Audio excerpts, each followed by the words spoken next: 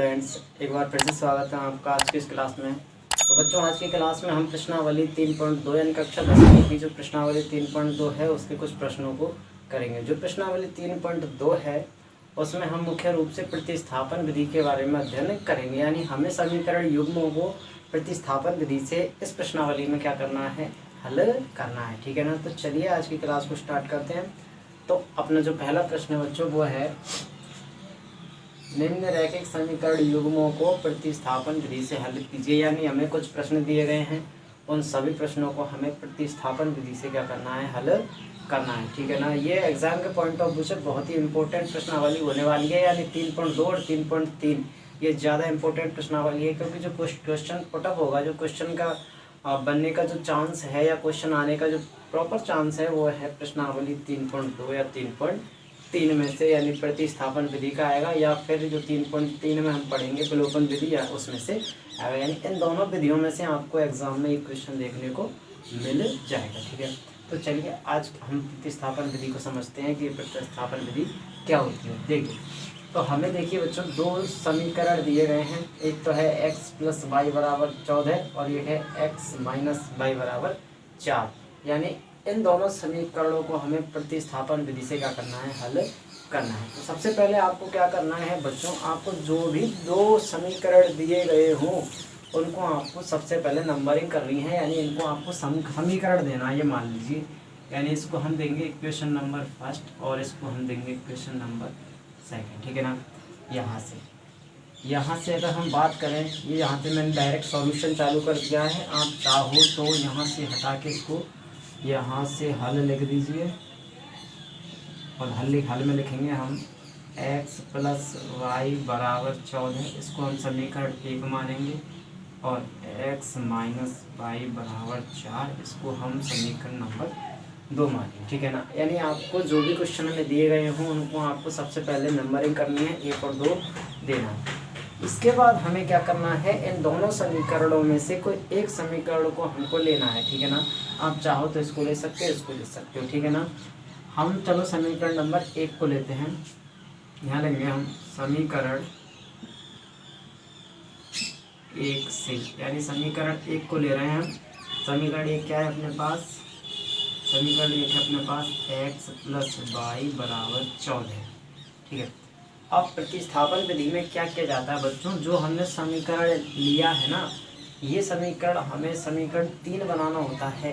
ठीक है ना। दो तो ये हुए, ये जो हमने समीकरण लिया है इसमें हमें क्या करना पड़ता है कि इनमें से कोई एक चर को हम इधर रखते हैं, बाकी जितनी भी सारी संख्याएं होती हैं, चर या अचर जो भी है, उनको सारी संख्याओं को उधर दूसरी साइड में भेजते हैं। यानी केवल इधर की साइड में, LHS साइड में आपको केवल एक चर होना चाहिए, सिंगल चर। आप देखेंगे यहाँ पर x और y, आप किसी को भी इधर रख सकते हैं। आपने चलो x को रखते हैं, x इधर रहेगा, उधर के अपने पास 14 है, और प्लस y उधर जाएगा तो माइनस का y हो जाएगा। जैसे ही आपको इधर केवल एक चर रह जाए, आप इसको तुरंत समीकरण नंबर 3 दे देंगे। ठीक है ना, तुरंत। ठीक है ना। तो यहाँ से आप देखेंगे कि ये जो 14 - y है, ये एक्चुअलिटी में x का मान है। ठीक है ना। हालांकि ये प्रॉपर मान नहीं है, लेकिन इन प्रॉपर मान ये है। ठीक है ना। x का मान क्या है यहाँ पर, 14 - y। अब हमें क्या करना है, जो ये x का जो मान आया है हमें समीकरण 3 में प्राप्त हुआ है, इसको हमें इन दोनों में से किसी एक समीकरण में रखना है। ठीक है ना। अब कौन से में रखेंगे वो फिक्स है, यहाँ से आपको ध्यान देना है। यदि आपने स्टार्टिंग में समीकरण, दोनों समीकरणों में से समीकरण 1 लिया है तो हम इस मान को समीकरण 2 में रखेंगे। अगर आप यहाँ स्टार्टिंग में समीकरण 2 को लेते तो इस मान को समीकरण 1 में रखते। ठीक है ना। यानी जिस समीकरण को आप लेते हैं उसमें नहीं रखना है, उसके अलावा जो दूसरा बचता है आपको उसमें रखना है। यानी आपको समझ में आ गया होगा कि जो x का जो मान आया है इसको आप समीकरण नंबर किस में रखेंगे, 2 में। तो यहीं से हम लिख सकते हैं कि समीकरण 3 से मान 2 में रखने। ठीक है। यानी समीकरण 2 में हम x का मान रखेंगे। समीकरण 2 क्या है अपने पास, x - y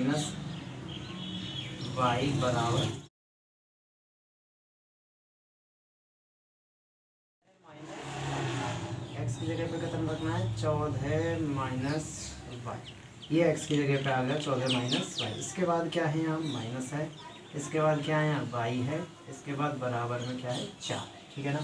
अब आप नोटिस करेंगे माइनस का 1 वाई और माइनस का 1 वाई हो जाएंगे माइनस के 2 वाई, यानी देखिए यहाँ पर 14 माइनस के 1 वाई माइनस के 1 वाई माइनस के 2 वाई और बराबर में 4। हम क्या करेंगे, हमें वाई का मान चाहिए तो हम पहले तो 14 को उधर भेजते हैं तो इधर बचेगा माइनस 2 वाई बराबर में 4 और इधर से प्लस का 14 उधर जाएगा तो माइनस का 14 बन जाएगा। यहाँ आप देखेंगे कि माइनस का 2 वाई है इधर और उधर 4 में से 14 जाएगा तो 10 बच गया, किसका माइनस। यहाँ से आप माइनस को माइनस कैंसिल आउट कर सकते हो, यहाँ से वाई की वैल्यू कितनी आ जाएगी आप नोटिस करेंगे, उधर प्लस का 10 बचा और इधर 2 प्लस का है गुणा में है, ये जाएगा बटे में। अब 2 से 10 को डिवाइड करेंगे तो कितना आएगा 5 आएगा, यानी वाई का मान यहाँ पर आपको कितना मिल गया 5, ठीक है, वाई का मान 5। अब ये जैसे ही आपको यहाँ वाई का या एक्स का जो भी मान मिले वो आपको तुरंत समीकरण किस में रखना है 3 में, यानी वाई के मान को किस में रखेंगे हम समीकरण 3 में, यहाँ लिखेंगे वाई का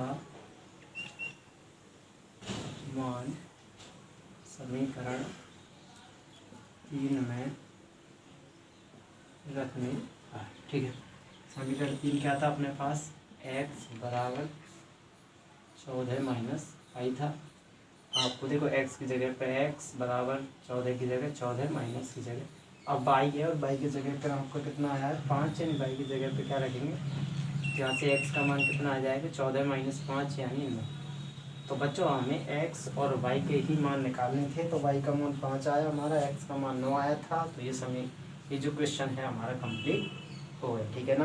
तो इस प्रकार से आपको जितने भी प्रश्न इसमें दिए गए हैं वो सारे प्रश्नों को आपको इसी मेथड से सॉल्व करना है, इसी विधि के द्वारा करना है, ठीक है ना। तो ये था अपना पहले का जो फर्स्ट प्रश्न था वो था। अब चलते हैं नेक्स्ट प्रश्न पर।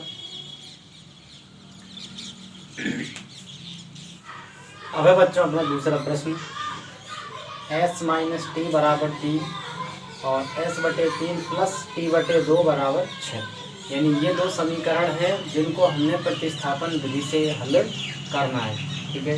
तो आप देखेंगे यहाँ पर ये जो पहला समीकरण है ये तो सिंपल वे में लिख रहा है, लेकिन आप इसे देखेंगे तो ये क्या है थोड़ा सा बटे वाली संख्याओं के रूप में है, तो इसको हम क्या करेंगे इसी के रूप का बनाएंगे, यानी इसको हम सिंपल वे में कर लेंगे, यानी बटे वाली जो संख्याएं हैं उनको सबसे पहले हम क्या करेंगे इसमें से समाप्त करेंगे। देखो इसको तो अपन दे सकते हैं, ये हो जाएगा समीकरण नंबर 1, ठीक है, ये हो जाएगा समीकरण नंबर 1। और अगर बात इसकी करें तो इसको आपको बटे को समाप्त करना है, और ये मैं आपको 3.1 में जो प्रश्न कराए थे उनमें आपको बटे वाली संख्याओं से बटे को हटाना आपको बता दिया था। आपको क्या करना है, जो भी नीचे वाली संख्याएं होती हैं उनका एलसीएम देखना है। क्या देखना है, एलसीएम। 3 और 2 इनका एलसीएम आएगा 6, तो जो एलसीएम होता है उसका आप इस पूरे समीकरण में क्या कीजिए मल्टीप्लाई कर दीजिए, इसकी जो अपोन वाली संख्याएं होती हैं वो हट जाएंगी, यानी एलसीएम कितना है 6, इसको आप समीकरण 2 दे सकते हैं। अब हमें क्या करना है, समीकरण 2 जो ये अपना है इसमें हम क्या करेंगे, जो इसका एलसीएम होगा, एलसीएम कितना होगा इसका 6, उसका क्या कर देंगे गुणा कर देंगे, यानी यहाँ लिख सकते हैं हम समीकरण 2 में 6 का गुणा करने पर, तो देखिए बच्चों 6 का गुणा करेंगे, इसमें 6 का गुणा s बटे 3 में करेंगे, पहले 6 गुणा s बटे 3 प्लस इसके बाद 6 का गुणा t बटे 2 में करेंगे, 6 गुणा t बटे 2, इसके बाद 6 में ही किसका गुणा करेंगे 6, यहाँ से आप देखेंगे 3 से 6 कट जाएगा 2 बार, 2 से 6 कट जाएगा 3 बार, ठीक है। ये हो जाएगा अपना 2s प्लस में ये हो जाएगा अपना 3t बराबर में 6 छंगे 36, ये हो गया अपना समीकरण नंबर 3, ठीक है। अब हमें इस पूरे क्वेश्चन में समीकरण 2 से कोई काम नहीं है, क्योंकि जो समीकरण 2 है वही समीकरण 3 है। हमने समीकरण 2 को समीकरण 3 बना लिया, तो अब इससे हमें कोई काम नहीं करना, जो काम करना है समीकरण 3 से करेंगे हम।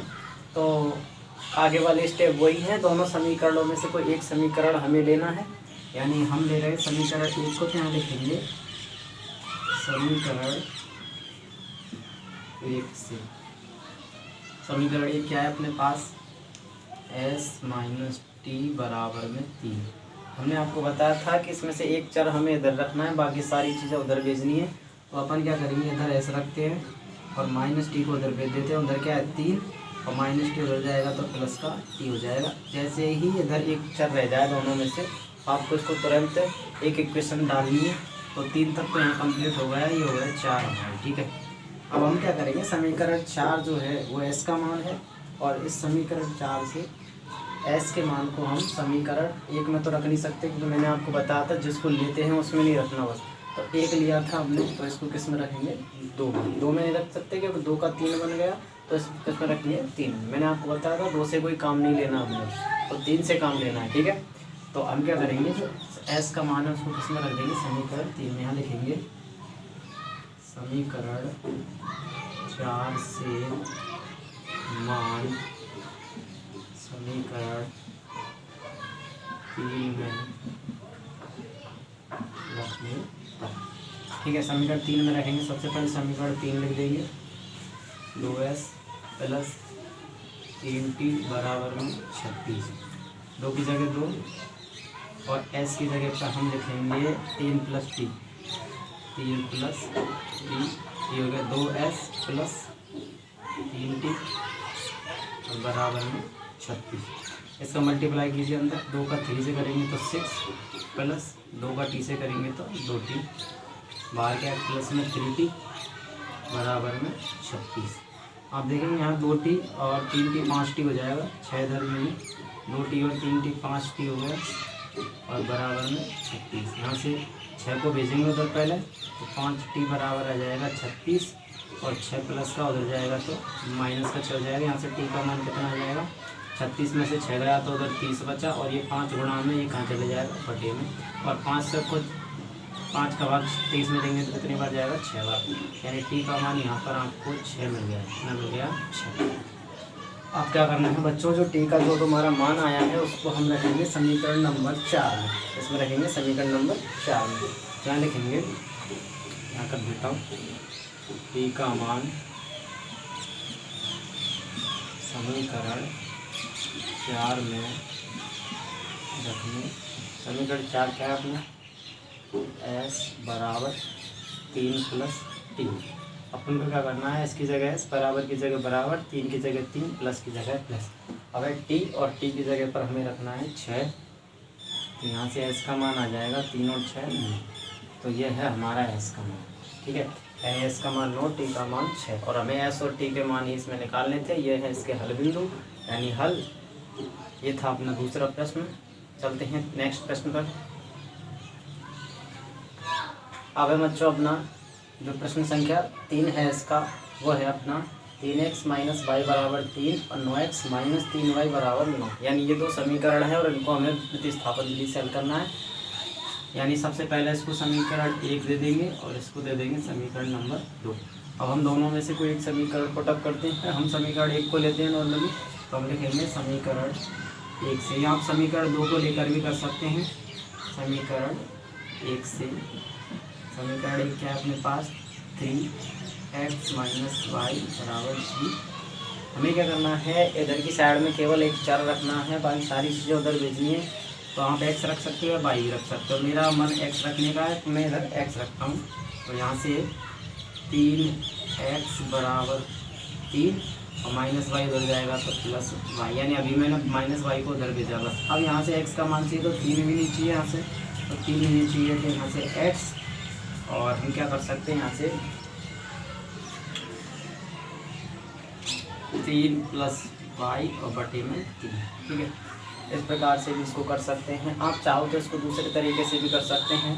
आप चाहो तो एक साइड में बाई को भी रख सकते हो, बाई को भी रख के कर सकते हैं। जैसे आप अगर यहाँ से करना चाहें इसको, तो हम क्या करिए, 3 को तो इधर ले आए, माइनस वाई को इधर ले जाए, तो ये बन जाएगा अपना 3x, और प्लस का 3 इधर आएगा तो माइनस का 3, और ये माइनस का वाई उधर जाएगा तो प्लस का वाई। यानी ये भी आप कर सकते हो समीकरण 3 बना के। अगर ऐसे करोगे तो बटे वाली संख्या खत्म हो जाएंगी वैसे, तो आप इस विधि से भी कर सकते हैं, ऐसे भी कर सकते हैं, दोनों तरीके से हो जाएंगे, ठीक है ना।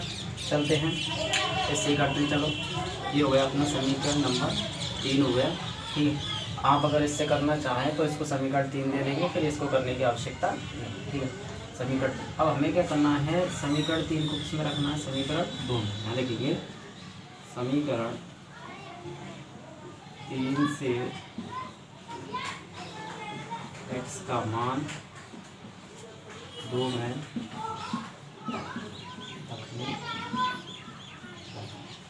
रखेंगे इस मान को। 2 क्या है अपने पास, 9x माइनस 3y बराबर में 9। यहाँ रखेंगे अपन 9 की जगह 9। x का मान क्या है यहाँ पर 3 प्लस y बटे 3, 3 y बटे 3 माइनस 3y बराबर में 9। ठीक है, यहाँ से देखिए 3 से 9 कट रहा है तो इसको काटना है। 3 एकम 3, 3 3 हो गया, खत्म हो गया 3। अब 3 का गुणा करेंगे भीतर, 3 का 3 से करेंगे तो 9 प्लस 3 का y पे करेंगे तो 3y माइनस 3y बराबर है 3। अब आप देखेंगे 3y और 3y दोनों किसके हैं, प्लस और माइनस के, तो यहाँ से कैंसिल आउट हो जाएंगे। 3y से 3y खत्म, कट जाएगा या फिर घट जाएगा एक तरह से। यहाँ 9 बचेगा और उधर भी क्या बचेगा, 9 बचेगा। अब देखिए बच्चों यहाँ पर ये नई स्थिति बन गई हमारी, यानी x और y बिल्कुल ही गायब हो गए यहाँ से, यानी हमारे पास यहाँ पर कोई चर की एग्जैक्ट वैल्यू नहीं आई है। लेकिन यहाँ पर भी 2 कंडीशन बनती हैं। यहाँ पर x और y गायब हो जाते हैं, उसके बाद भी 2 कंडीशन बनती हैं, यानी बराबर से इधर वाला और उधर वाला, एक तो ये दोनों एक जैसे होते हैं। और ये ऐसा भी हो जाता है कभी कभी बराबर से इधर और उधर वाली संख्या समान नहीं होती है। तो आपको दोनों ही शर्तों में याद रखना है। आपको याद रखना है कि यदि बराबर से LHS और RHS दोनों बराबर हैं तो हमें उस स्थिति में लिखना है कि जो ये x और y हैं इनका कोई पर्टिकुलर मान नहीं होगा, यानी निश्चित मान नहीं है फिक्स इस सवाल के अकॉर्डिंग। तो x और y के अपरिमित रूप से इस वाले क्वेश्चन में आप अनेक हल निकाल सकते हैं, यानी x और y के अपरिमित रूप से अनेक हल होंगे। तो आपको वही लैंग्वेज लिखनी है। अगर आपके सामने x और y यहाँ से ख़त्म हो जाते हैं, गायब हो जाते हैं और LHS और RHS दोनों इक्वल आती हैं, तो उस स्थिति पे आपको लिखना है, क्या लिखना है कि x और y का एक निश्चित मान प्राप्त नहीं होगा, अतः x और y के अपरिमित रूप से अनेक हल होंगे। तो आपको यही लैंग्वेज लिखनी है। यहाँ x तथा y के अपरिमित रूप से अनेक हल होंगे। ठीक है ना, अनेक हल होंगे, यानी x और y के अपरिमित रूप से अनेक हल, अनंत हल होंगे। ठीक है ना। तो ये आज की क्लास में बच्चों इतना ही।